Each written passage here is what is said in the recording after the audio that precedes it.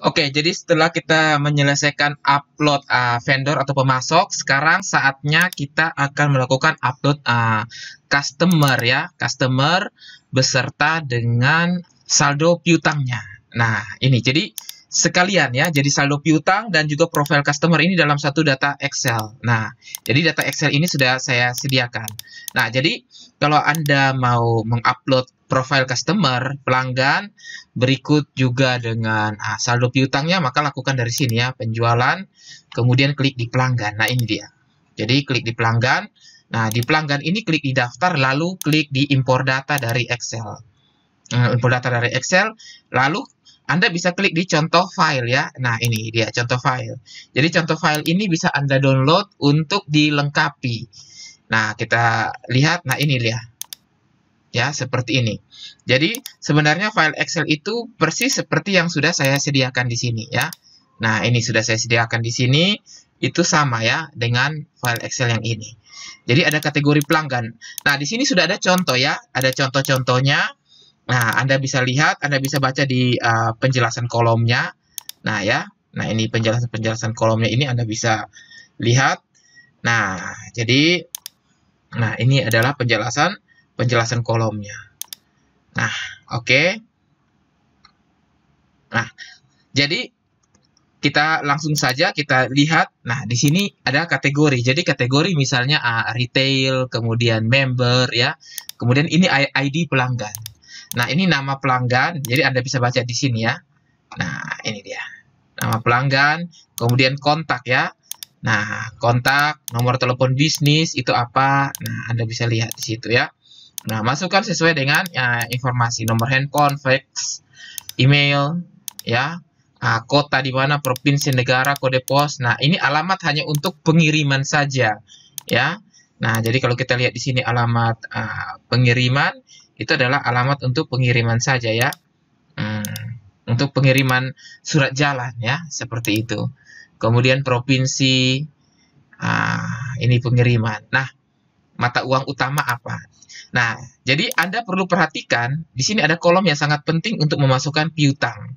Jadi ada mulai dari sini ya, saldo awal pertanggal, saldo awal mata uang, nah kurs saldo, nomor faktur saldo, sehari bayar saldo, dan cabang saldo. Nah, ini Anda harus masukkan seperti ini. Jadi contoh ini nomor 4 ya. Nah, nomor 4 ini dari bangunan perkasa, ada 3. Nah, ada 3, berarti di situ ada 3 nomor faktur, saldo awal yang masih outstanding. Nah, ini syarat bayarnya, nah cabangnya, nah jumlahnya berapa, mata uang, dan tanggal ya. Ini tanggal faktur ya. Nah, tanggal faktur. Nah, seperti itu. Selanjutnya Anda bisa isi lain-lainnya, misalnya alamat penagihan, ya alamat pengiriman, nah kategori. Nah, perlu Anda ketahui di sini supaya tidak gagal. Nah, di sini ada default penjual ya, default penjual. Nah, default penjual ini ada nomornya. Ini adalah nomor karyawan. Nah, jadi kalau ada penjual seperti ini, nah, di mana tadi bangunan perkasa ini dia masuk sebagai default penjualnya ini ya. Nah, E001. Jadi E001 itu sebenarnya ada hubungannya dengan karyawan ya. Nah, di sini kalau saya lihat di data karyawan, nah, ini ya data karyawan ini E001. Nah, every. Nah, ya. Jadi dia akan membaca kenapa E001, kenapa karena E001 ini sebagai penjual ya. Yes. Nah, ini di sini. Nah, jadi kalau data Excel-nya dia seperti ini, ada default penjual, maka kita harus upload dulu pelanggan. Maaf, upload dulu karyawan. Sebab kalau karyawan tidak masuk, maka nanti akan gagal. Ya.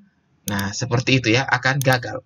Nah, oleh karena itu, saya akan upload dulu di bagian perusahaan, kemudian di karyawan ya. Nah, ini di karyawan. Nah, saya akan upload ya ini. Data karyawan ini semua ya. Nah, ini saya akan upload. Oke, jadi saya upload dulu, saya simpan saja. Kemudian saya upload data karyawan. Nah, saya klik di sini, ya, di daftar, lalu impor dari Excel. Nah, data karyawannya juga begitu. Jadi kita bisa klik di contoh file ya. Contoh file, nanti dia akan muncul seperti ini. Saya buka lagi data karyawannya. Nah, dia akan muncul seperti ini. Jadi tinggal Anda baca penjelasan kolom dan kode kewarganegaraannya. Nah, ini sebenarnya gampang. Profil-profil karyawannya ini. Nah, tinggal baca penjelasan kolomnya saja, Anda pasti sudah langsung mengetahui ya data-data apa yang dibutuhkan ya. Nah, ini dia semuanya. Nah, kalau penjual maka klik yes, maka dia akan statusnya sebagai salesman. Nah, seperti ini ya. Oke. Jadi saya tutup saja, kemudian saya upload. Nah, saya upload. Nah, di sini saya ambil di file Excel kita ya. Nah, file Excel kita yang karyawan. Nah, klik open, saya klik unggah. Nah, kita lihat apakah semua sudah di pemetaan. Nah, semua sudah dipetakan secara sempurna ya. Nah, tapi dengan syarat baris pertama ini jangan Anda ubah ya, khusus baris pertama, nama lengkap, sapaan, ini Anda jangan ubah, supaya langsung dipetakan atau di mapping secara otomatis. Nah, klik lanjutkan, dan kita klik lanjutkan lagi. Nah, tunggu sampai proses upload-nya selesai. Nah, sekarang data karyawannya sudah masuk, maka barulah kita bisa upload data ini ya. Nah, data untuk customer-nya. Nah, seperti itu. Oke, apabila sudah ya, sudah seperti ini, maka saya langsung simpan saja ya, saya simpan saja, lalu saya upload untuk pelanggannya ya. Nah, ini di bagian pelanggan. Jadi cara upload bagian pelanggan, klik di penjualan, kemudian pelanggan ya. Di pelanggan, klik daftar, lalu impor data dan impor dari Excel. Nah, ini kita pilih lokasi pelanggannya, yaitu customer import 1. Nah, kita klik unggah. Nah, kita coba perhatikan, ya, kita perhatikan apa saja yang belum termapping ya. Nah, ini dia, kode transaksi ya. Nah, kode transaksi ini saya akan ubah dari customer itu yang ini. Jadi, kode transaksi itu sebenarnya adalah, kita lihat di bagian pajak ya. Nah, di bagian pajak, nah itu tipe pajak. Nah, tipe pajak itu kita ubah menjadi kode transaksi. Nah, jadi pada saat Anda download file Excel-nya, kalau ada tipe pajak, Anda ubah menjadi kode transaksi. Nah, supaya bisa di mapping di sini. Nah, saya ambil ulang lagi ya. Saya klik ulang. Nah, import Excel. Kemudian saya klik di customer import. Nah, unggah. Nah, ini sudah ya. Nah, kode transaksi sekarang sudah terunggah. Nah, oke, kita lanjutkan. Nah, pada saat kita lanjutkan, Anda harus klik update ya. Kenapa harus update? Nah, perlu Anda perhatikan di sini, saya buka lagi di customer. Nah, contoh ini ada 3 ya, dengan data nama customer yang sama. Bangunan Perkasa, dia itu ada punya 3 faktur. Nah, jadi supaya ketiga-tiganya masuk ke dalam data piutang dari Bangunan Perkasa, maka harus klik update. Kalau Anda tidak klik update, maka hanya masuk baris pertama saja. Yang baris kedua dengan baris ketiga ini dia tidak akan masuk. Nah, oleh karena itu harus klik update ya. Nah, biar supaya dia bisa masuk saldonya. Oke, kita klik lanjutkan. Nah, maka kita tinggal tunggu saja ya. Kita tinggal tunggu saja prosesnya atau proses upload. Nah, berhasil semua ya, kita tutup. Nah, jadi seperti tadi ya, di Bangunan Perkasa itu dia akan mengupdate saldonya ya. Nah, persis seperti ini. Nah, oke.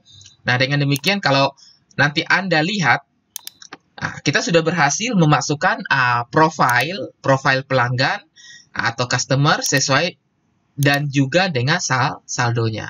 Jadi kalau Anda nanti lihat di daftar laporan, kemudian Anda lihat di neraca, maka sekarang kalau kita tampilkan neracanya, maka piutangnya sudah mulai kelihatan di sini ya. Nah, ini dia. Baik IDR, USD, dan SGD-nya juga sudah mulai kelihatan. Nah, jadi begitu ya cara untuk memasukkan data pelanggan sekaligus dengan piutangnya. Nah, berarti dari handout ini kita sudah selesaikan di bagian impor pelanggannya. Nah, impor pelanggannya ini. Nah, kita sudah selesaikan. Jadi, sebenarnya tidak harus untuk berurutan seperti ini juga bisa. Tapi kalau Anda mau membuat database sesuai dengan urutan ini, ya lebih baik lagi ya.